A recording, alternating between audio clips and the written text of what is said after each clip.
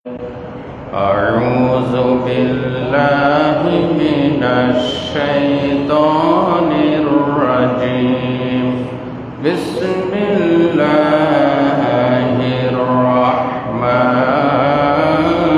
الرحيم إن الله وملائكته يصلون على النبي يا أيها الذين آمنوا صلوا عليه وسلموا تسليما اللهم صل على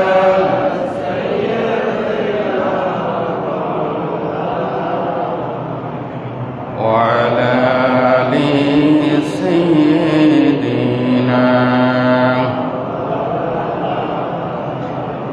اللهم صل على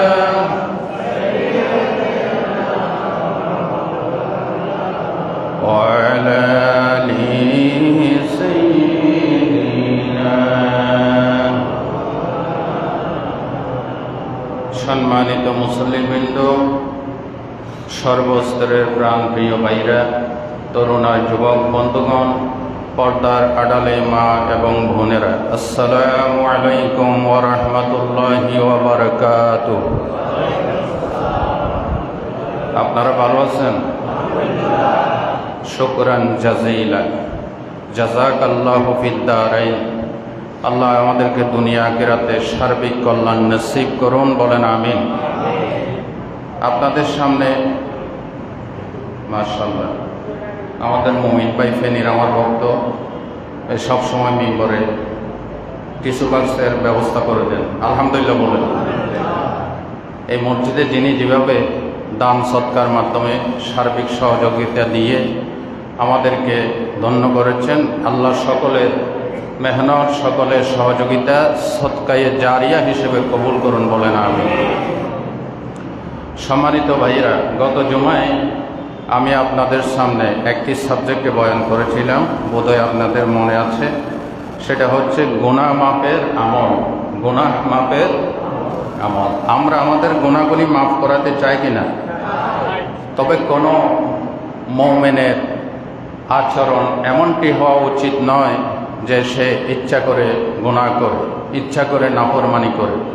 ইনসান হিসেবে, মানুষ হিসেবে অজান্তে, ভুল ত্রুটির কারণে, অজ্ঞতার কারণে, শয়তানের ওয়াসওয়াসায় পড়ে গুনাহ হওয়া স্বাভাবিক। আরবিতে একটি প্রবাদ বাক্য আছে, আউয়ালুন নাসে আউয়ালু নাসিন, প্রথম মানুষ প্রথম ভুলকারী।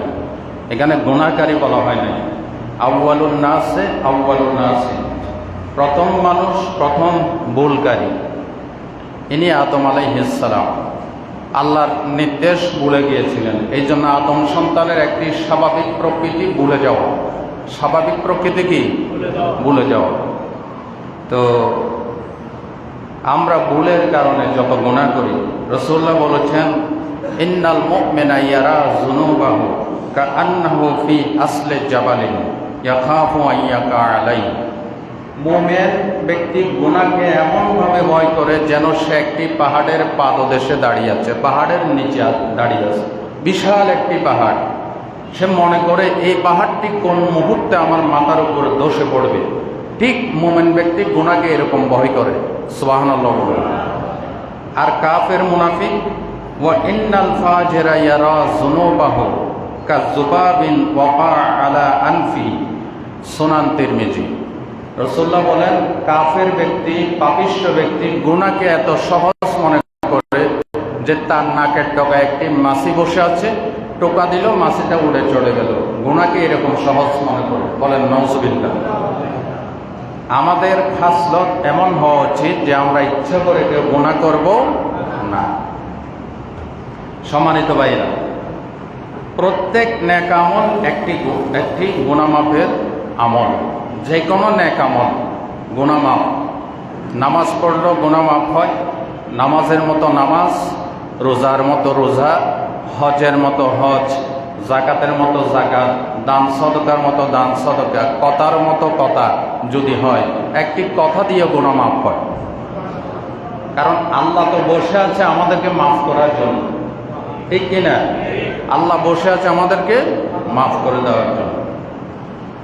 আল্লাহ রাব্বুল আলামিন তার হাবিব মুহাম্মদ রাসূলুল্লাহ সাল্লাল্লাহু আলাইহি ওয়াসাল্লামের দরবারে মদিনার একটি লোক এসে বলল, ইয়া রাসূলুল্লাহ, আমি গুনাহ করেছি। আল্লাহর নবী বললেন, তুমি কি গুনাহ করেছো? লোকটি বললেন, আমি এক মহিলাকে জেনা করার জন্য তাকে চেষ্টা করেছিলাম, কিন্তু জেনা করি নাই। জেনা ব্যতীত তাকে আমি জড়াজড়ি করেছি, তার সাথে কথাবার্তা বলেছি। বলেন, ইয়া রাসূলুল্লাহ, আমার এই গুনাহ মাফ হবে কিনা? আল্লাহর নবী কোনো কথার জবাব দিলেন না। হযরত ওমর উপস্থিত ছিলেন, তিনি বললেন, ও আল্লাহর বান্দা, লাকাদ সাতারাকাল্লাহু লাউ সাতারতা নাফসাক। এই কথাটা তো আল্লাহ গোপন রাখছিলেন, তুমি কেন প্রকাশ করে দিলে? যদি গোপনে গোপনে মাফ চাইতে, আল্লাহ তোমাকে মাফ করে দিত। যদি আল্লাহ এটাকে গোপন রাখছে, তুমি গোপন রেখে যদি মাফ চাইতা। আচ্ছা বলেন, যে কোনো ইমানদার লোকটা আসলে ভালো, ভুলক্রমে গুনাহ হওয়া স্বাভাবিক নাকি অস্বাভাবিক? যে কোনো মোমেন ব্যক্তির দোষ ত্রুটি যদি আপনি গোপন রাখেন, যতক্ষণ না সে সমাজের ক্ষতি করছে, যতক্ষণ না সে ইসলাম ধর্মের ক্ষতি করছে, যে কোনো ইমানদারের দোষ ত্রুটি যদি গোপন রাখেন, আমাদের তো ইচ্ছা হচ্ছে আলেমদেরকে কিভাবে বেইজ্জত করা যায়, ঠিক কিনা? যেমন দেখেছেন গাজীপুরের এক ইমাম, যদিও সে আহলুস সুন্নাত ওয়াল জামাত তথা আহলে বেদাতের অনুসারী, তারপরও একটি মিথ্যা তহমত দিয়ে নিজের অবৈধ উদ্দেশ্যকে চরিতার্থ করার জন্য মসজিদ কমিটির এক দল লোক সহ তাদের যোগ সাজসে তারা কিছু গুন্ডা পান্ডা ঠিক করে মসজিদের ইমামকে এক জায়গায় ডেকে নিয়ে তাকে নির্যাতন করে পুলিশে দিল, এমনকি তাকে পানি পর্যন্ত খাইতে দেওয়া হয় না। এটা কি আমাদের কাম্য?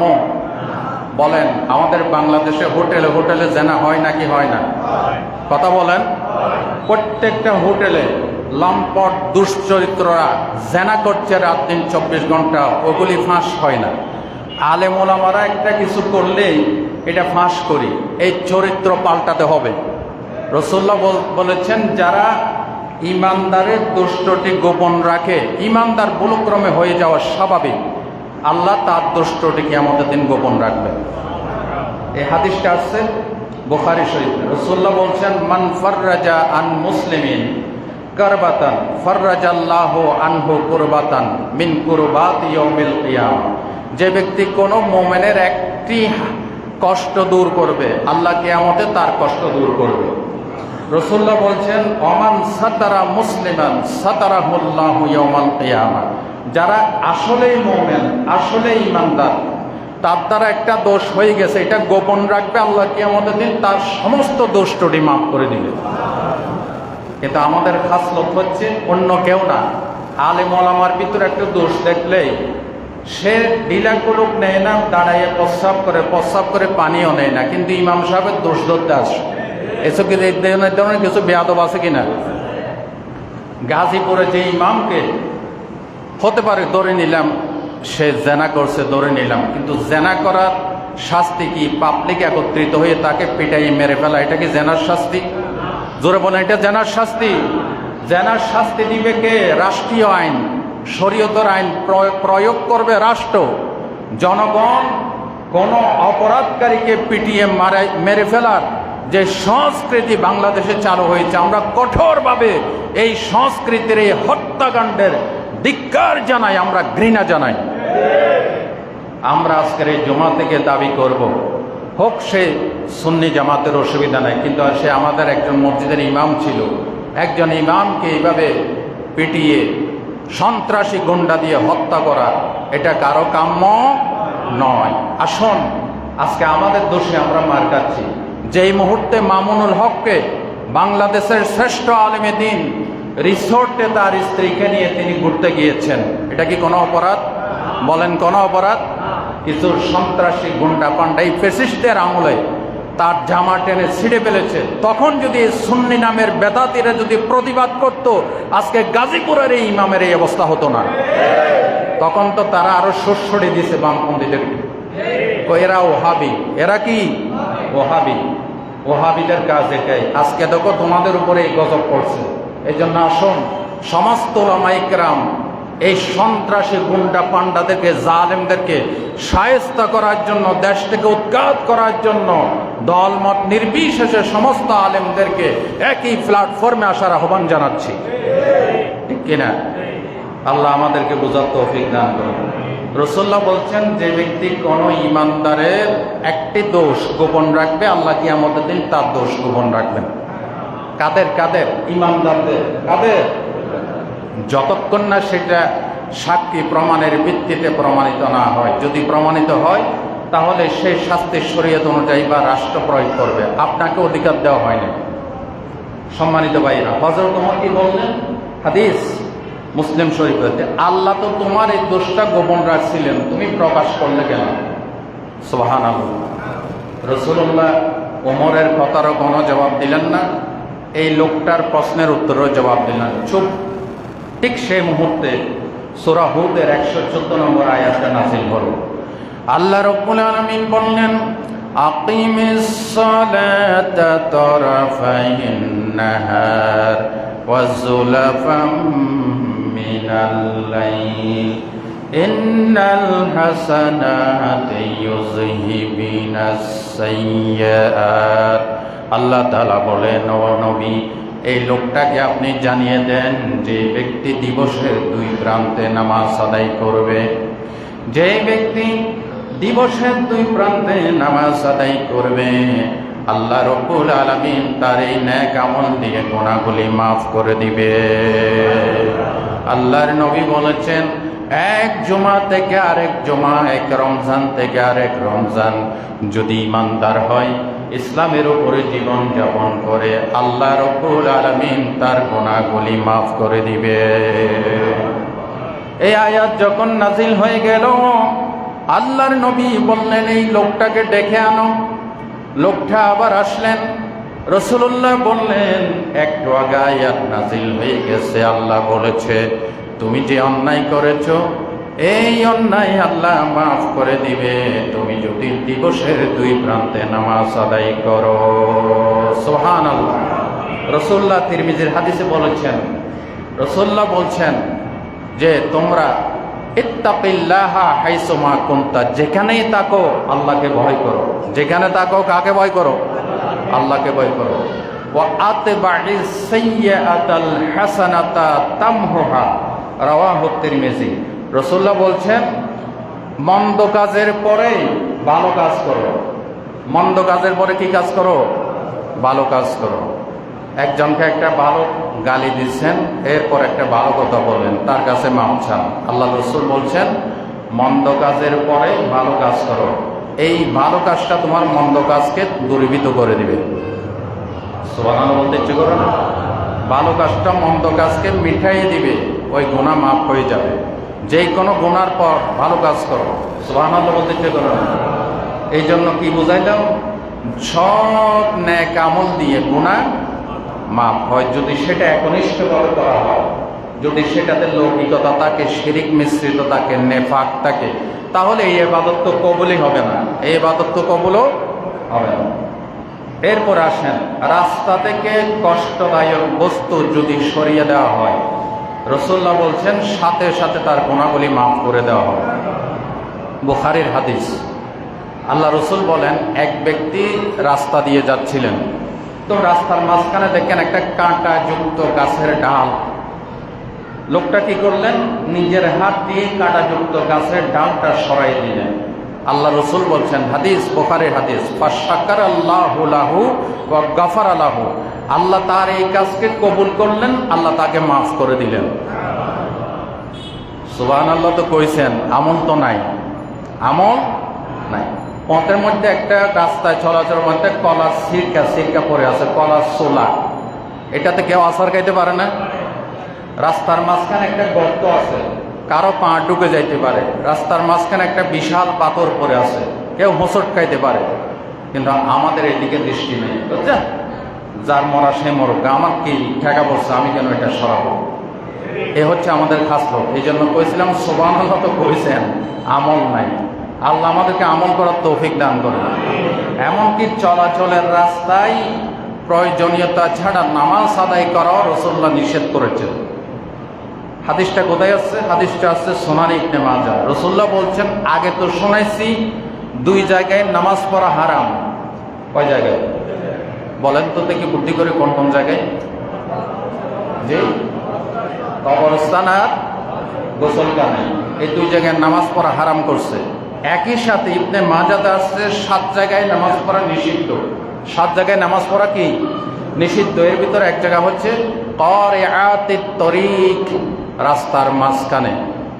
প্রয়োজন নাই রাস্তার মাঝখানে রাস্তা ডেডলক করে, রাস্তা বন্ধ করে দিয়ে নামাজ পড়তেছে, অথচ এখানে নামাজ পড়ার প্রয়োজন নেই। এই হাদিস নিয়ে মক্কা এবং মদিনার শ্রেষ্ঠ ইসলামী স্কলাররা গবেষণা করেছে। গবেষণা করে তারা বলেছে, ফরজ নামাজে যদি কোনো মসজিদের জায়গা না হয়, তাহলে শুধু ফরজ নামাজের জন্য 2-4 মিনিট 5 মিনিট রাস্তা বন্ধ করে দিয়ে এখানে নামাজ আদায় করা যায়। কিন্তু ঘন্টার পর ঘন্টা রাস্তা বন্ধ করে নামাজ আদায় করতেছে, ইসলাম এটা জায়েজ করে নাই। চলাচলের পথ ক্লিয়ার করে, জোরে বলেন সুবহানাল্লাহ। আরো জোরে বলেন সুবহানাল্লাহ। আল্লাহ রাসূল সাল্লাল্লাহু আলাইহি ওয়াসাল্লাম যেই পথ দিয়ে হাঁটতেন, চলাচল করতেন, ঘরে গমন করতেন, এই পথে কাঁটা দিয়ে রাখত আবু লাহাবের স্ত্রী উম্মে জামিল। লোকটি, এই মহিলাটি বনে গিয়ে কাঠ কেটে আনত। ওই কাঠের ভিতরে যেগুলি কাঁটা যুক্ত, এই মহিলা উম্মে জামিল আবু লাহাবের স্ত্রী, আল্লাহর নবী যেন হাঁটার সময় পায়ে কাঁটা বিদ্ধ হয়ে যায়, কাঁটাগুলি বিছিয়ে রাখত। বলেন নাউজুবিল্লাহ।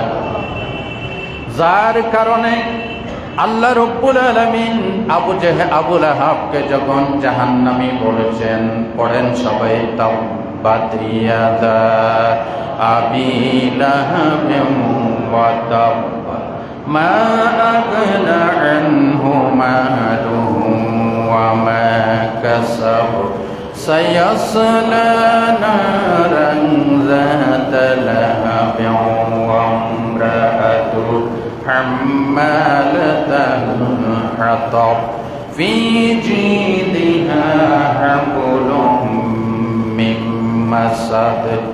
যারা যারা পড়ছেন, নবীজি বলেছেন প্রত্যেক হরফে 10 নেকি। ও আল্লাহ, যারা আমার সাথে সাথে সূরা লাহাবটা তেলাওয়াত করলো, এই সওয়াব তাদের মা বাবার কবরে পৌঁছায়া দাও। আল্লাহু আকবার। আল্লাহ তাআলা বলেন, আবু লাহাবের 2 হাত ধ্বংস হয়ে গেছে, তার অর্জিত ধনরাশি কিছু কোনো কাজে আসবে না। সায়াসলা নারান যাতা লাহাবিন, অচিরেই এই লোকটি জাহান্নামের লেলিহান শিকায় প্রবেশ করবে। শুধু সে নয়, ওয়ামরাতুহু, তার স্ত্রীও, হাম্মালাতাল হাতাব, যে স্ত্রী কাষ্ঠ বহনকারিণী, বন থেকে কাঠ কেটে আনে, এই মহিলাটাও জাহান্নামে প্রবেশ করবে। কারণ নবীকে কষ্ট দেওয়ার জন্য রাস্তা কাটাই বিছিয়ে রাখতো কাঁটার ডালগুলি। জোরে বলেন নাউজুবিল্লাহ। ভাই ও বন্ধুগণ, হাদিসে এসেছে, এই জাহান্নামী মহিলা একদিন বনে কাঠ কাটতে গেল। হযরতে জিবরিল এসে এমন ভাবে তার উপর হুঙ্কার চাললেন, এই জাহান্নামী মহিলা কলিজা পেটে সেখানে ইন্তেকাল করলো। বলেন নাউজুবিল্লাহ। সম্মানিত ভাইরা, কি শিখাইলাম? রাস্তার সামনে, রাস্তার মাঝখানে যদি কাঁটা দেখেন, একটা গাছের ডাল পড়ে আছে, আমাদের ইমানি দায়িত্ব সেটা সরাইয়ে দেওয়া, ঠিক কিনা বলেন?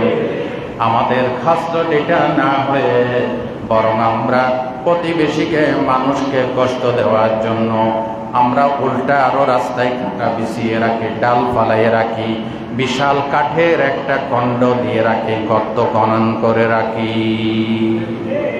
ঠিক কিনা? এটা কি আমাদের ইমানদারের আচরণ নাকি বেঈমানের আচরণ? ইমানের 70টি বেশি শাখা আছে। বুখারী, মুসলিম, তিরমিজি, নাসাই, আবু দাউদ, বাইহাকি, এই সব হাদিস গ্রন্থে হাদিসটা আছে। ইমানের 60-এর ঊর্ধ্বে, আরেক হাদিস আছে 70-এর ঊর্ধ্বে ইমানের শাখা প্রকাশ আছে। এর ভিতরে সর্বোচ্চ শাখা লা ইলাহা ইল্লাল্লাহ। রাসূলুল্লাহ বলেছেন ওয়া ইমাতাতুল আযানিত তারিক। এর ভিতরে আরেকটি শাখা হচ্ছে রাস্তা থেকে কষ্টদায়ক বস্তু সরাইয়ে দেওয়া। এটা ইমানের একটা শাখা। যার কাছে এই গুণটা নাই তার কাছে ইমানের এই শাখাটা নাই। ইমানের 70টা শাখা। আল্লাহ এর উপর আমাদেরকে আমল করার তৌফিক দান করেন। আচ্ছা, প্রতি জুমাতে আমি যে গুরুত্বপূর্ণ কথাগুলি বলি, এগুলি যদি আমল করতাম আমরা সবাই, সমাজ কি এরকম হইতো? দেশ কি এরকম হইতো? বড় বড় ওয়াইজিং আলেমরা এই প্রত্যেক জুমাবার বাংলাদেশের শ্রেষ্ঠ স্থানীয় আলেমরা ওয়াজ করে, এগুলি মিডিয়ায় প্রচার হয়, কিন্তু আমল নাই। আমল সে জিন্দগি বনতি হে, জান্নাত भी जहन्नम भी, ये अपना फितरत है, না নূরি না নারী। আমল দ্বারা জিন্দগি গঠন করতে হবে। একটা হিন্দু কবি একটা কবিতার পংক্তি লিখেছে, এটা হাদিসের সাথে মিলে যায়। কোথায় স্বর্গ কোথায় নরক, কে বলে তা বহুদূর, মানুষের মাঝে স্বর্গ নরক, মানুষেরই সুরাসুর। স্বর্গ নরক বেশি দূরে নয়, তাদের ভাষায় স্বর্গ নরক, মুসলমানের ভাষা জান্নাত জাহান্নাম। জান্নাত জাহান্নাম বেশি দূরে নয়, আপনার সাথেই আছে। আপনি আমল দিয়ে শুধু এটার অধিকারী হবেন। সুবহানাল্লাহ বলেন। সুতরাং রাস্তার মাঝখানে কষ্টটা, এই যে মাঝে মাঝে city corporation doctor Shahadat Hossain বিএনপির আমাদের কাঙ্ক্ষিত গর্বিত মেয়র, আলহামদুলিল্লাহ বলতে ইচ্ছে করে না? আমরা এই ধরনের মেয়র চাই, সৎ, যোগ্য, চরিত্রবান, নামাজি। প্রত্যেকটি সিটি কর্পোরেশনে বাংলাদেশে এমন মেয়র হওয়া উচিত কিনা যে ডাক্তার শাহাদাত হোসেন, আল্লাহ তার হায়াতে বরকত দান করেন। ভালো লোক যেই দলেরই হোক আমাদের সমর্থন আছে, ঠিক কিনা? আমাদের দায়িত্ব হচ্ছে হককে সমর্থন দেওয়া, ইসলামের কাজ যা সমর্থন দেওয়া। এই ডাক্তার শাহাদাত হোসেনের নেতৃত্বে গতকাল না এর আগের দিন দেখলাম অবৈধ রাস্তার উপর চলাচলের পথে অবৈধ স্থাপনা হচ্ছে। এটা সম্পূর্ণ ইসলামিক কাজ। এখানে এই রাস্তাটা দেওয়া হচ্ছে জনগণের চলাচলের জন্য। কিছু দালাল টাকাকে, কিছু পুলিশ অফিসার মসজিদে এসে কান্নাকাটি করার দরকার নাই তো। পথে ঘাটে আল্লাহ গুনাহ মাপের মেশিন বসাই রাখছে, আপনি শুধু ওই মেশিনের কাছে গিয়ে মেশিনটা স্টার্ট দিবেন, আমলটা করবেন। রাস্তাঘাটে পায়খানায় প্রস্রাবখানায় পর্যন্ত গুনাহ মাপ, তাও একটা সুবহানাল্লাহ। আরো জোরে, আরো জোরে, আল্লাহু আকবার। আল্লাহ এই কথাগুলি আমল করার তৌফিক দান করুন। আরেকটি গুনাহ মাপের আমল হচ্ছে আজানের পর কালিমায়ে শাহাদাত পাঠ করা। আজানের পর কি পাঠ করা? আজানের আগে আল্লাহু আকবার ছাড়া আর কোনো আমল নাই, নিষিদ্ধ। কিন্তু আমাদের বাংলাদেশে আজানের আগে সালাতু ওয়াস সালামু আলাইকা ইয়া রাসূল আছে কিনা? আপনার মসজিদে আছে? নাই। ওই যে সীতাকুণ্ডুর মোনাছড়া থেকে আসছে, ওইখানে আপনাদের মসজিদ কমিটির মাঠে ওয়াজ করে আসছে। উত্তর খেদাল কি, ঠিক আছে? উত্তর খেদাল কিল মোনাছড়া জামে মসজিদের মতোল্লি উনি আমার ওয়াজ শোনার জন্য আসছে জমা। একটা আমি আপনাদের ঋণ শোধ করতে পারবো না। সীতাকুণ্ড থেকে, বাঁশবাড়িয়া থেকে লোকেরা আসে। আল্লাহ তাদের এই প্রত্যেকটা কদমে কদমে নেক দান করেন। আপনার মসজিদে আছে আর আজানের আগে নাই, কেমনে থাকবে? ওইখানে সব হকপন্থী। এলাকার লোকের ইমান নির্ভর করে মসজিদের খতিব কিরকম এটার উপরে। যে এলাকার মসজিদের খতিব যেরকম, এলাকার লোকেরা ইমান আমলও সেরকম। আলহামদুলিল্লাহ বলেন।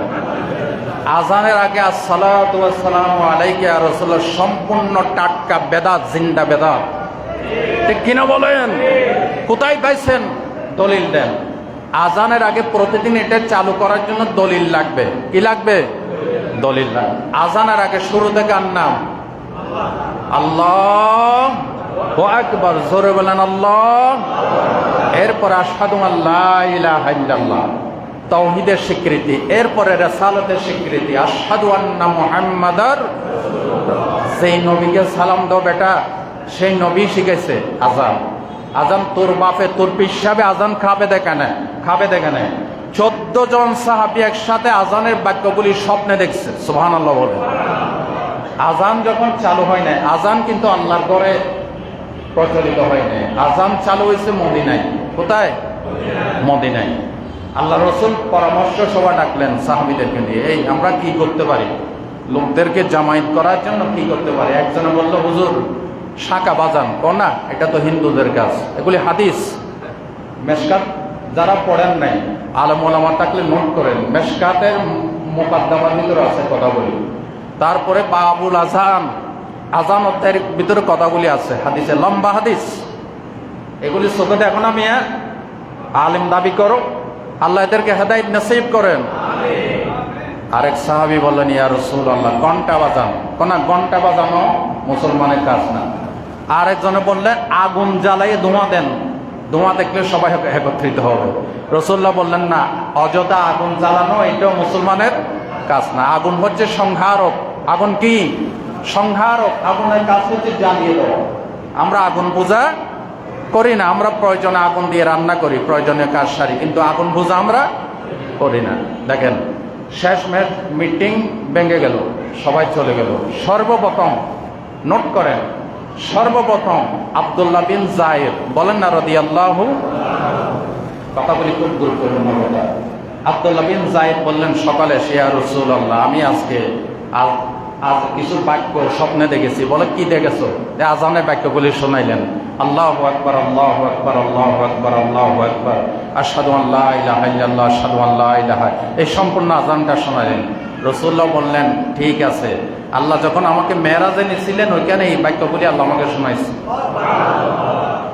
এই স্বপ্নের কথা বর্ণনা করতে করতে 1 জন 2 জন 3 জন 14 জন সাহাবী এসে বললেন, ইয়া রাসূলুল্লাহ আমরা ঠিক একই স্বপ্ন দেখছি। কিন্তু কোন সাহাবী বলেন না, ইয়া রাসূলুল্লাহ আজানের আগে আমি দেখছি আসসালাতু ওয়াসসালাম। কইছে? নাই, হাদিসে নাই। আপনি কি নবীর সাহাবী যেতে বড় আশিক হয়েছেন? আমার পীর সাহেব কইছে আজানের আগে সালাতু সালাম দেওয়া যায়। বেটা তোর পীর সাহেব বড় নাকি আল্লাহর কোরআন হাদিস বড়? ইমামে আজম আবু হানিফা বলেছেন, আমার কথা যদি কোরআন হাদিসের খেলাফ হয়, ওয়ালের ওই সাইডে আমার কথাকে ছুড়ে মারো, কোরআন হাদিসকে গ্রহণ করো। বিশ্বাস করো নাকি কোরআন হাদিস করো? কোরআন হাদিস করো। এই জন্য আমি বলি, যে সমস্ত মসজিদে টাটকা বেদাত বলে আছে ওইখানে নামাজ না পড়াই ভালো, ঠিক কিনা? সম্পূর্ণ বেদাত। দেখেন, আজানের পর দেখেন, এই কথাগুলি আপনাদের শিক্ষার জন্য বলছি। এই কথার সামনে যে কথাগুলি বলে আসছে আপনাদের শিক্ষার জন্য। আজানের পরে আমল আছে, দোয়া আছে, আলহামদুলিল্লাহ বলেন। কে শিখাইছে? মুহাম্মদুর রাসূলুল্লাহ। নবী যেটা শিখাইছে সেটা ইবাদত, নবী যেটা শিখায় না ওটা ইবাদত। আচ্ছা, আপনি একটা দরখাস্ত নিয়ে গেছেন মেয়র সাহেবের কাছে বা রাষ্ট্রপতি প্রধানমন্ত্রীর কাছে, এখানে যদি স্থানীয় কাউন্সিলর বা স্থানীয় চেয়ারম্যান মেম্বার যে কোনো একজনের সিগনেচার না থাকে, এটা কবুল হবে? সহজ কথা, কবুল হবে? প্রধানমন্ত্রীর কাছে গেছেন, এখানে যদি এমপি সাহেবের বা স্থানীয় কোনো নির্বাচিত প্রতিনিধির সিগনেচার না থাকে, এটা কবুল হবে? ওইটা আমতাতে নিয়ে আসেন, যান। আপনি আজানের আগে সালাত সালাম দেন, তারপরে বেদাত করেন, টাটকা বেদাত। এখানে দেখেন, এখানে মুহাম্মদুর রাসূলুল্লাহ অনুমতি দিছে কিনা, সিগনেচার আছে কিনা। যদি না থাকে পরিত্যাজ্য, এটা কবুল হবে? আর কেমনে বুঝে? আল্লাহ আমাদেরকে বুঝার তৌফিক দান করেন। সহিহ মুসলিমের হাদিস, আল্লাহর নবী বলেন, যারা আজানের পরে বলবেন, পড়েন সবাই, আশহাদু আল্লা ইলাহা ইল্লাল্লাহু ওয়াহদাহু লা শারীকা লাহু ওয়া আন্না মুহাম্মাদান আবদুহু ওয়া রাসূলুহু রাদিতু বিল্লাহি রাব্বান ওয়া বিমুহাম্মাদিন রাসূলা ওয়া বিল ইসলামি দীনা মুমিনা। এই এতটুকু আসছে সহিহ আল মুসলিমের হাদিস। রাসূলুল্লাহ বলেন যারা এতটুকু বাক্য বলবে কালেমা শাহাদাতের সাথে, গুফেরা লাহু জামবু, সাথে সাথে তার গুনাহ মাফ। সহজ আমলটা আমরা করতে পারি না। আজান চলে, আজানের পরে মোবাইলে ফটো ফটো ফটো ফটো করতেই থাকে। অজুখানায় বসে অজুখানায় অজু করে আর কথা বলে। নাউজুবিল্লাহ বলেন। আল্লাহ রাসূল বলছেন যারা আজানের পরে এটা পাঠ করবে, সহজ আমল, আশহাদু আল্লা ইলাহা ইল্লাল্লাহ ওয়াহদাহু লা শারীকা লাহু ওয়া আন্না মুহাম্মাদান, ওয়াশহাদু আন্না আসে নাই, হাদিসে যেভাবে আসছে আমি এইভাবে বলছি, ওয়া আন্না মুহাম্মাদান আবদুহু ওয়া রাসূলুহু রাদিতু বিল্লাহি রাব্বান অবিল ইসলামে দীনান অবি মুহাম্মাদিন রাসূলা। তার মানে আমি ইসলামকে ধর্ম হিসেবে, জীবন চলার পথ হিসেবে মেনে নিলাম, আল্লাহকে শাসনকর্তা হিসেবে মেনে নিলাম, মুহাম্মদকে আমার লিডার হিসেবে মেনে নিলাম। সুবহানাল্লাহ বলে। এই বাক্যটা যারা পাঠ করবে, রাসূলুল্লাহ বলছেন নামাজের নিয়ত বাঁধার আগে গুফিরা লাহু জামবু, তার গুনাহ মাফ। গুনাহ মাফ করার জন্য আল্লাহ বসে আছেন, শুরুতেই বলছে আমল করবো তো ইনশাল্লাহ। ইনশাল্লাহ বলেন। এরপরে নামাজের পর্যায়ে আমরা তাসবিহ পড়ি 33 বার, কি সুবহানাল্লাহ, 33 বার আলহামদুলিল্লাহ, 34 বার আল্লাহু আকবার। মুসলিমের হাদিসে এসেছে রাসূল করিম সাল্লাল্লাহু আলাইহি ওয়াসাল্লাম বলেন মান সাব্বাহা ফি দুবুরে কুল্লি সালাতিন মাকতুবা। এটা তো আমরা একবারে নামাজ শেষ করে পড়ি না, রাসূলুল্লাহর আমল ছিল ফরজের সালাম ফিরাই এগুলি পাঠ করতেন। আলহামদুলিল্লাহ বলেন। যে ব্যক্তি প্রত্যেক ফরজ নামাজের পরে 33 বার সুবহানাল্লাহ পড়বে, ও হামিদাল্লাহ সালাসান ওয়া সালাসিন, আর হামিদাল্লাহ আলহামদুলিল্লাহ পাঠ করবে 33 বার, ওয়া কাব্বার আল্লাহ তাকবীর পাঠ করবে আল্লাহু আকবার আল্লাহু আকবার আল্লাহু আকবার সালাসা ওয়া সালাসিন, 33 বার। এই হাদিস আছে 33 বার। ওয়া ক্বালা তামামাল মিয়া, 100 পূর্ণ হবে লা ইলাহা ইল্লাল্লাহ ওয়াহদাহু লা শারীকা লাহু ওয়া আন্না মুহাম্মাদান আবদুহু ওয়া রাসূলুহু। 100 এই বাক্যটা পড়লে 100 পূর্ণ হবে। কিন্তু আবার বুখারীর অন্য হাদিসে আসছে যে 33 বার আলহামদুলিল্লাহ, 33 বার সুবহানাল্লাহ, 34 বার আল্লাহু আকবার। এই আমলটা যারা পাঠ করবে গুফিরা লাহু জামবু, তার গুনাহগুলি মাফ হবে, ওয়াইন কানাত মিসলা জাবাদিল বাহার, যদিও তার গুনাহ সমুদ্রের ফেনাপুঞ্জ পরিমাণ সমান হয়। অথচ আমাদের ভিতরে এক পদের মুসল্লি আছে, কাজ নাই। আরে কাজ থাকলে আপনি উঠে চলে যান, ইসলাম বাধা দেয় না। আপনি গাড়িতে বসে বসে এগুলি পড়েন, সওয়াব হবে নাকি গুনাহ হবে? আপনাকে মসজিদে বসে পড়তে বাধ্য করা হয় না, কিন্তু কিছু লোক দেখি কাজ নাই, মসজিদ থেকে বের হয়ে ওইখানে দোকানে বসে বসে মানুষের গীবত করে, নামাজ পড়ে মাত্র লাগে যে তার পিপটাই কামড় দিছে, উঠে ডোমা। আপনি যদি কাজ না থাকে, কাজ থাকলে চলে না, ইসলাম বাধা দেয় না, বসে সুন্দর করে। অথবা আপনার কাজ আছে, গাড়িতে যাচ্ছেন, গাড়িতে বসে বসে 33 বার সুবহানাল্লাহ, 33 বার আলহামদুলিল্লাহ, 34 বার আল্লাহু আকবার পাঠ করেন। রাসূলুল্লাহ বলছেন তার সব গুনাহ মাফ। তবে ইমানদার হইতে হবে। কি হইতে হবে? ইমানদার হইতে হবে। সুবহানাল্লাহ বলতে ইচ্ছা করে না। এই তাসবিহকে বলা হয় তাসবিহে ফাতিমি। কি বলা হয়? এই একটা ঘটনা আছে, বলবো নাকি শেষ করে দিই? বলবো। আজকে তো আমি ওয়াজি করার কথা নাই, বলে আল্লাহ বলাচ্ছেন। আলহামদুলিল্লাহ বলেন জোরে সোরে। হযরতে ফাতেমা হযরত আলীর সাথে বিয়ে হওয়ার পর প্রত্যেক দিন কাজ করতে করতে যাতায়াত, পিষতে পিষতে গমের আটা পিষতে পিষতে হাতে ফোসকা পড়ে গেছে।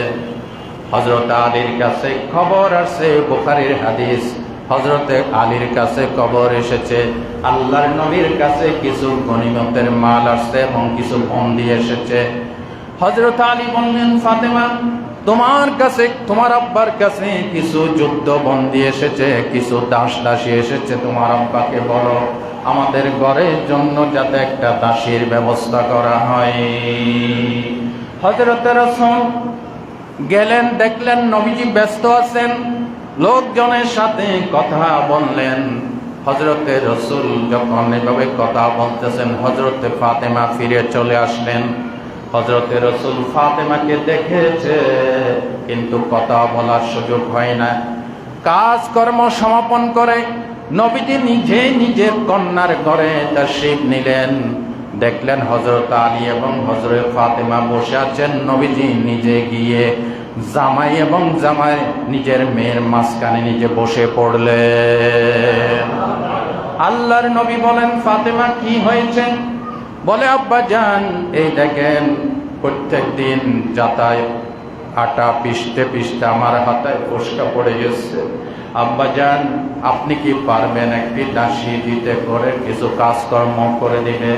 আল্লাহর নবী বললেন, ফাতেমা, আমার হাতে কি কোনো দাস দাসী এখন নাই, সব কিছু বিলি বন্টন করে দিয়েছি।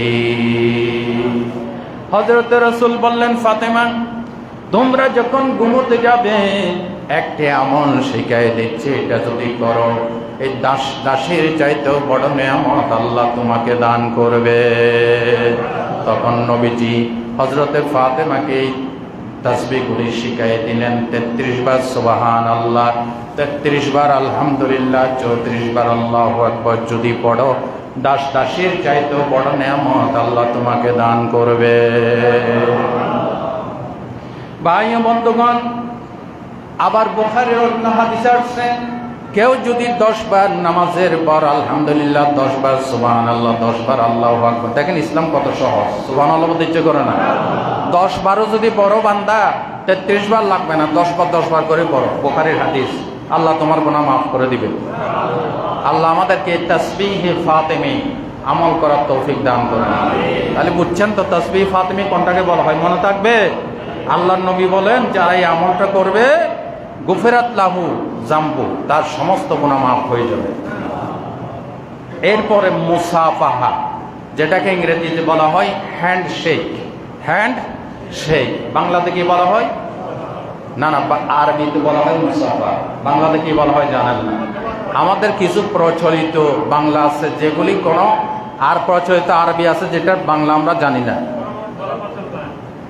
করমর্দন ঠিক আছে, কিছু ইংরেজি আছে যেটার কোনো বাংলা নাই। যেমন প্লেট বাংলা না ইংরেজি, কম কাপ ইংরেজি, সব ইংরেজির উপর রাখি খায়। আমি বসে আছি, এটা একটা মিম্বর বা চেয়ার বলেন। চেয়ার কি ইংরেজি, এটার বাংলা কি?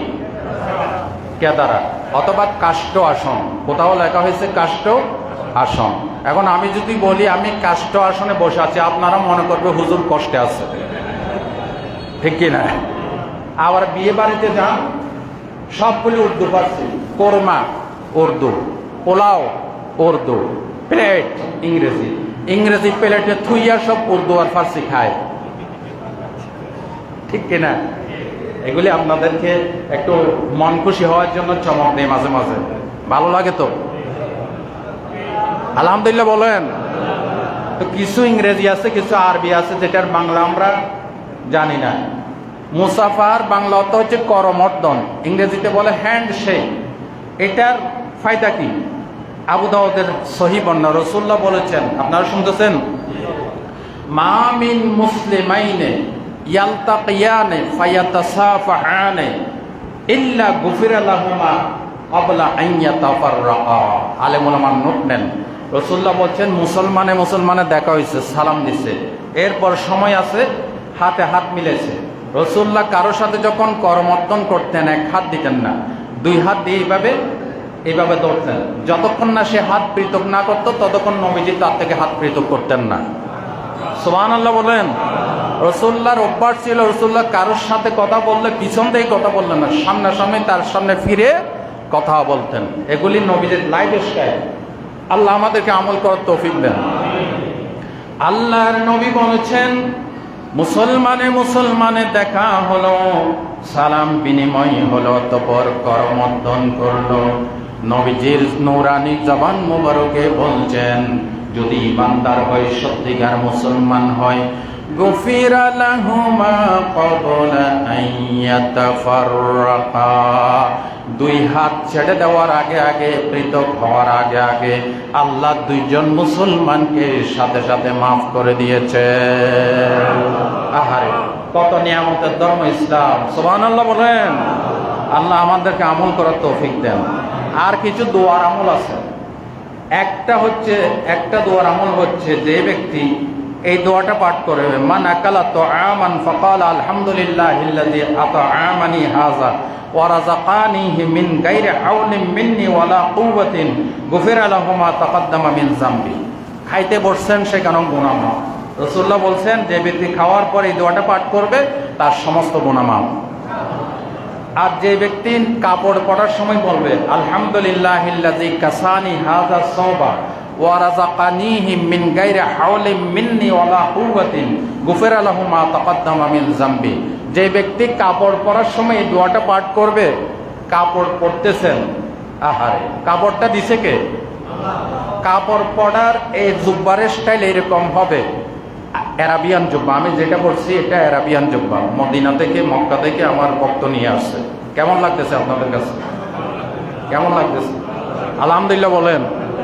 এই জুব্বাটা আপনার এই শার্টটা কেমনে সিলাইবেন এই বুদ্ধি মানুষের মাথায় কে দিছে? এই কাপড় বানাইছেন উপকরণগুলি, রেশম কাপড়ের উপকরণ কে দিছে? কে দিছে? আল্লাহ। কাপড়টাও আল্লাহ, সেলাইছেন যে সুতাটাও আল্লাহ, মিস্ত্রিও আল্লাহ, তার হাতও আল্লাহ, সব আল্লাহ। কাপড়টা পরবা, এই দোয়াটা পরবা, সাথে সাথে সব গুনাহ মাফ। দেখছেন নি? ইমানদারের সব জায়গায় নিয়ামত, সব জায়গায় কি? আর ইমানদার না হলে কিন্তু কিয়ামত। ইমানদার না হলে কি? আরেকটা দোয়ার আমল করবেন। রাসূলুল্লাহ বলছেন মান ক্বালা ফিস সুক লা ইলাহা ইল্লাল্লাহ ওয়াহদাহু লা শারীকা লা লাহুল মুলকু ওয়া লাহুল হামদু ইউহয়ী ওয়া ইউমীতু বিয়াদিহিল খায়র ইন্নাকা আলা কুল্লি শাইইন কাদির। যে ব্যক্তি বাজারে ঢুকে এই দোয়াটা পড়বে, আমি প্রত্যেক মঙ্গলবার বা বুধবারে বাজার করি, কর্নাট বাজারে যাই। বাজারে যাওয়া, নবীজি বাজারে গিয়েছেন সাহাবায়ে কেরামকে, নাকি আলেম ওলামা বাজারে যাওয়া হারাম? জি হ্যাঁ হ্যাঁ, বাজারে যাই মঙ্গলবারে বা বুধবারে, প্রতিদিন আমি বাজারে যাওয়ার সময় পাই না। এই বাজারে ঢুকতে আমি আমলটা করি, আপনারা করবেন তো ইনশাল্লাহ? যদি করেন কি হবে? একটা গুনাহ না, রাসূলুল্লাহর কথা, রাসূলুল্লাহ বলছেন কাতাবাল্লাহু লাহু আলফা আলফা হাসানা, সাথে সাথে আল্লাহ তাকে একটা নয়, দুইটা নয়, 100 নয়, 200 নয়, 1000 নয়, 2000 নয়, 70, 10 লক্ষ নাকি আল্লাহ তাকে দান করবে। আর কি হবে? ওয়া মাহা আনহু আলফা আলফা সাইয়াতিন, আল্লাহর নবী বলেন সাথে সাথে 10 লক্ষ গুনাহ আল্লাহ মাফ করে দিবেন। দেখছেন অবস্থা? গেছিলাম বাজারে তৈলা নিয়ে, কোথায়? বাজারে মাছ কিনবো, গোশত কিনবো, তরি তরকারি কিনবো ইত্যাদি। বাজার করতে গেছি, করব বাজার খাওয়ার জন্য। আল্লাহ কই আমলটা কর, বাজার তো নিবি, আমি বাধা দেবো না, এই দোয়াটা পড়, 10 লক্ষ গুনাহ মাফ। খেলা মনে করছেন? কয় বছর কান্নাকাটি করে 10 লক্ষ গুনাহ মাফ করাই দেন। আল্লাহু আকবার। শুধু তাই নয়, ওয়া বানা লাহু বাইতান ফিল জান্নাহ রাওয়াহু তিরমিজি। রাসূলুল্লাহ বলছেন সাথে সাথে জান্নাতে আল্লাহ তার জন্য একটা ঘর নির্মাণ করবে। গেছিলাম দুনিয়ার বাজারে, 10 লক্ষ গুনাহ মাফ করে দিয়েছে, 10 লক্ষ নেকি, জান্নাতে একটি ঘর নির্মাণ হয়ে গেছে। আমি কিন্তু এখনো বাজারে। আরো জোরে। ও আলেম ভাইরা, আলেম ভাইদের হাতে ধরি, পায়ে ধরি, একটু ফাসাদের ওয়াজ করেন না, এ সুন্নি কি ওয়াহাবি। এই আমলগুলি, শিক্ষাগুলি বলেন, মানুষ ভালো হবে। ঠিক কিনা বলেন? আল্লাহ আমাদেরকে আমল করার তৌফিক দেন। আরেকটি, ইমানদারের উপর যত বিপদ আসবে, মুসিবত আসবে, প্রত্যেকটা বিপদের বিনিময় সাথে সাথে গুনাহ মাফ। রাসূলুল্লাহ বলছেন মা মিন মুসলিমিন নাসাবিন ওয়ালা হাম্মিন ওয়ালা গাম্মিন ওয়ালা আযান ওয়ালা হুসনিন হাত্তা শাওকাতে ইউশাকুহা ইল্লা কাফফারাল্লাহু মিন খাতায়াহু রাওয়াহু তিরমিজি। রাসূলুল্লাহ বলছেন ইমানদারের জ্বর হোক, সর্দি হোক, কাশি হোক, বিপদ হোক, মুসিবত হোক, এমন কি রাসূলুল্লাহ বলছেন হাত্তা শাওকাতে ইউশাকুহা। শাওকাতুন মানে কাঁটা, শাওকাতুন মানে কি? একটা গলার মাছের কাঁটা লাগছে, অথবা পায়ের নিচে একটা কাঁটা বিদ্ধ হয়েছে, সাথে সাথে যদি আল্লাহকে স্মরণ করে, রাসূলুল্লাহ বলছেন কাফফারাল্লাহু মিন খাতায়াহু, একটা গুনাহ না, আল্লাহ তার সব গুনাহ মাফ করে। অনেক লোক আছে জ্বর হইলে আল্লাহকে গালিগালাজ করে, কয় এত ইবাদত করি, এত তাহাজ্জুদ করি, আমারে নি দেখছে জ্বর ধরার জন্য, আল্লাহ তুমি আর কাউকে দেখো না, বলে কিনা? ইমানদারের জ্বর হইল আল্লাহর স্মরণ করে, অ্যাক্সিডেন্ট হইলে আল্লাহকে স্মরণ করে, পায়ের নিচে কাঁটা ফুটলো আল্লাহকে স্মরণ করে, কত তুজ্জা সব গুনাহ মাফ করে দিলাম। আচ্ছা বলেন, মা বাবার চাইতে সবচেয়ে মায়াদার কে? আপনার ছেলে হোঁচট কে পড়ে গেছে, চিৎকার করতেছে, মা আগেই বলে ও আমার বাবা আমার মা, পড়ে গেছে বাবা এদিকে আসো, সব জামা কাপড় ময়লা হয়ে গেছে, জেটে দেয় কিনা? আল্লাহ বলে বিপদে পড়ছো, আমাকে স্মরণ করছো, যা শরীরের সব ময়লা সব গুনাহ ছেড়ে দিলাম। সুবহানাল্লাহ বলেন।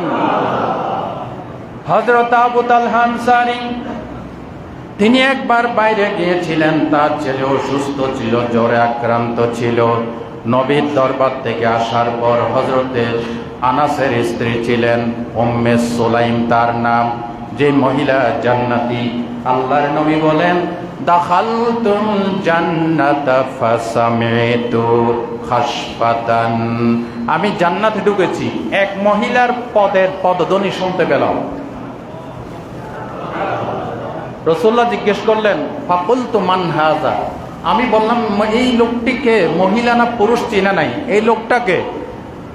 ওই জবাব যারা দিচ্ছেন স্বপ্নে তারা বলছেন ক্বালু হাযিহি বিনতু মিলহান উম্মে সুলাইম, এই মহিলা হচ্ছে হাজার পরিবর্তে রাসূলুল্লাহ বলছেন হাজা, উত্তর দিচ্ছে হাযিহি। হাজা ব্যবহার হয় পুরুষের জন্য, হাযিহি ব্যবহার হয় মহিলার জন্য। জবাবদানকারীরা বলছেন হাযিহি উম্মে মিলহান, তার নাম ছিল উম্মে মিলহান বিনতু মিলহান উম্মে আনাস রাদিয়াল্লাহু তাআলা আনহা, ইয়া রাসূলুল্লাহ এটা হচ্ছে আনাসের মা উম্মে মিলহান উম্মে সুলাইম, হযরত আবু তালহার স্ত্রী। আবু তালহা জান্নাতি সাহাবী, 10 জনের ভিতরে একজন। ছেলে জ্বরে আক্রান্ত, বাইরে গেছে, ঘরে আসছে, ঘরে আসার আগে ছেলে ইন্তেকাল করছে। বলেন এটা মুসিবত না? বিরাট মুসিবত। আমরা আমাদের স্ত্রী হয়তো কান্না কাটি কইরাটে 10 জনকে পাড়া প্রতিবেশীকে ডেকে দুনিয়া একাকার করে ফেলে। তিনি চিন্তা করলেন আমি যদি আমার স্বামীকে, এই মুহূর্তে আমার স্বামী রোজা রাখছে, হাদিসে আসছে ওই দিন তিনি রোজাদার ছিলেন, আমার স্বামী কষ্ট পাবে, ছেলেকে গোসল করাইয়া স্বামী আসার আগে আগে কাপন পরাইয়া ঘরের এক পাশে শোয়াই রাখছে। স্বামী আসতে বললেন আমার ছেলে কেমন আছে? সে আগের থেকে শান্ত হইয়া আছে, ঘুমাইছে। হযরতে তালহাকে স্ত্রী আদর যত্ন করে খাবার খাওয়াইলেন, নাস্তা পানি করাইলেন, রাত্রে ঘুমাইলেন, কিন্তু ছেলের কথা বলে নাই। দেখেন হাদিস মিশকাতে আসছে, তিরমিজিতে আসছে, নাসাইতে আসছে, মুসলিমে আসছে, বুখারীতে আসছে। রাত যখন গভীর হল, হযরত আবু তালহা স্ত্রীর সাথে মিলন করলেন, অতঃপর সকালবেলা গোসল করলেন। গোসল করার পর স্ত্রী বলতেছে প্রাণের স্বামী গো, কেউ যদি কারো কাছে কিছু মাল গচ্ছিত রাখে সেটা যদি ফেরত চাই, যার কাছে গচ্ছিত রেখেছে তার কোনো অধিকার আছে, এটা ফেরত না দেওয়ার নাই, ফেরত দিতে হবে। বললেন প্রাণের স্বামীগণ, আল্লাহ আপনার কাছে একটা সন্তান গচ্ছিত রাখছিলেন, সে মারা গেছে, আল্লাহ ফেরত চাইছে, ফেরত নিয়ে গেছে। এটা বলার পর বললেন স্ত্রীকে তুমি কেন গত রাত আমাকে বলো নাই? এই আবু তালহার সাথে সাথে নবীর দরবারে ছুটে গেলেন, বললেন ইয়া রাসূলুল্লাহ, ঘটনা শোনালেন। নবীজি তাকে তিরস্কার করে নাই, স্ত্রীকে বদদোয়া করে নাই। আমাদের এই বাংলাদেশে মরা সন্তান ঘরে রেখে যদি স্বামীর সাথে সহবাস করে, গোটা গ্রামবাসী সবাই তার গীবত গাইতে শেখাইতে গাইতে গাইতে শেষ করে ফেলবে, ঠিক কিনা? হাদিস জানা না, হাদিস জানা না। স্বামীকে সন্তুষ্ট করা, স্বামীর মন খুশি করা স্ত্রীর দায়িত্ব, 1 নম্বর দায়িত্ব, ঠিক কিনা? রাসূলুল্লাহ তাকে তিরস্কার করেন, তার স্ত্রীকে বদদোয়া দেন নাই, বললেন আলহামদুলিল্লাহ তোমার স্ত্রী ভালো কাজ করছে। সুবহানাল্লাহ বলেন। রাসূলুল্লাহ হাদিসে আসছে সাথে সাথে হাত তোলা দোয়া করলেন, তোমরা যে গত রাত্রে মিলিত হয়েছো, আল্লাহ তোমাদের এই মিলনে বরকত দান করুক। হাদিসে আসছে রাসূলুল্লাহ দোয়ার বরকতে আল্লাহ তাকে আরেকটি পুত্র সন্তান দান করবেন। সহিহ আল মুসলিমের বর্ণনা আসছে এইভাবে পুত্র সন্তান হইতে হইতে হইতে 9 জন পুত্র সন্তান হয়েছে। 9 জন, সবগুলি আলেম হয়েছে, সবগুলি হাফেজ হয়েছে। তাহলে যে কোনো বিপদে মুসিবতে ধৈর্য যদি ধরেন, তাহলে সাথে সাথে গুনাহ কি মাফ। আল্লাহ তাআলা কোরআন শরীফে বলেছেন সূরাতুজ জুমার, ইন্নামা ইউওয়াফাস সাবিরুনা আজরাহুম বিগাইরি হিসাব, সবর দানকারীকে আমি বেহিসাব পুরস্কার কাল কিয়ামতের মাঠে দান করব। এই জন্য আসুন, আরো অনেক অনেক আমল আছে, পরবর্তীতে কখনো সময় পাইলে আগে পরে আপনাদেরকে শোনাবো ইনশা। এখন হজের মাস চলে। এখন কিসের মাস চলে? হজের মাস। আরেকটি হাদিস শুনেন, রাসূলুল্লাহ বলছেন তাবিউ বাইনাল হজ্জি ওয়াল উমরা ফা ইন্নাহুমা ইয়ানফিয়ানিল ফাকর ওয়াজ যুনুব। তোমরা হজ এবং উমরা ধারাবাহিক আদায় করো, যদি করো তোমার দরিদ্রতা চলে যাবে, তোমার গুনাহগুলি মাফ হয়ে যাবে। ওই যে শুরুতে বলছি সব নেক আমল দিয়ে কি গুনাহ মাফ। আজকের জুমার এই লাস্ট পর্যায়ে একটি বিষয় প্রতিবাদ করে, সেটা হচ্ছে নারী কমিশন। নারী কমিশনে কয়েকটা প্রস্তাব রাখা হয়েছে, এর ভিতরে একটা প্রস্তাব হচ্ছে শ্রমিক যৌনকর্মীদেরকে শ্রমিকের মর্যাদা দেওয়া, নাউজুবিল্লাহ বলে। আর একটা প্রস্তাব করা হয়েছে নারী পুরুষের অধিকার নাকি সমান সমান, নাউজুবিল্লাহ বলেন। আমি বলবো সমান সমান নয়, নারী পুরুষ সর্বক্ষেত্রে নারীর উপর অধিকার রাখে, কিন্তু ক্ষেত্র বিশেষে নারীদেরকে পুরুষের চাইতে বেশি অধিকার দিয়েছে ইসলাম, ঠিক কিনা বলেন আপনারা? রাসূলুল্লাহ বলেছেন সন্তানের জান্নাত মায়ের পায়ের নিচে। তোমরা বাবার চাইতে মায়ের খেদমত করো। এখানে কোনো বাবা যদি বলে ইসলাম অবিচার করছে, আমরা পুরুষরা মানি না, মানব না, হবে? ক্ষেত্র বিশেষে মহিলাকে বেশি অধিকার দিছে। এটা বৈষম্য নয়, এটা নারী পুরুষের বৈচিত্র্য। নারী পুরুষের কি কথা বুঝাইতে পারছি? আচ্ছা দেখেন, রাসূলুল্লাহ বলেছেন যার 3টা কন্যা সন্তান তার 3 বেহেশত। এখন আপনারা ছেলেরা যদি আন্দোলন করেন মানি না, মানবো না, হবে? এটা হচ্ছে নারী পুরুষের বৈচিত্র্য। সুবহানাল্লাহ বলতে ইচ্ছে করে না? সুতরাং নারী পুরুষের সমান অধিকারের নামে তোমরা কি করতে চাও? তোমরা যে দাবি তুলেছ এটা সম্পূর্ণ কোরআন সুন্নাহর সাথে কন্ট্রাডিকশন সৃষ্টি করে এই দাবি প্রত্যাখ্যান করতে হবে। দ্বিতীয় নম্বর বলেছে যৌনকর্মীদেরকে শ্রমিকের মর্যাদা দেওয়া। তা আর কয়দিন পরে ডাকাতরা বলবে ডাকাতি করতে তো একটা শ্রম লাগে নাকি? কথা কন, ডাকাতি করতে শ্রম লাগে না? চুরি করতে শ্রম লাগে না?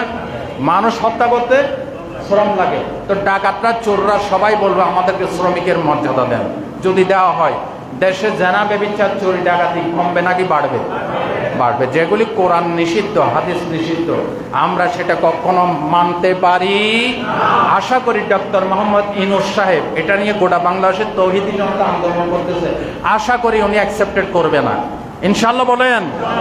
আল্লাহ আমাদের কেয়ারটেকার ইন্টারিম গভর্নমেন্টের প্রধান উপদেষ্টার ভিতরে, সমস্ত উপদেষ্টার ভিতরে ইসলামী জজবা, ইসলামী ভাবধারা, ইসলামী মননশীলতা আল্লাহ তাদেরকে দান করেন। জোরে বলেন আমিন। আল্লাহ আমাদেরকে আমল করার তৌফিক দেন।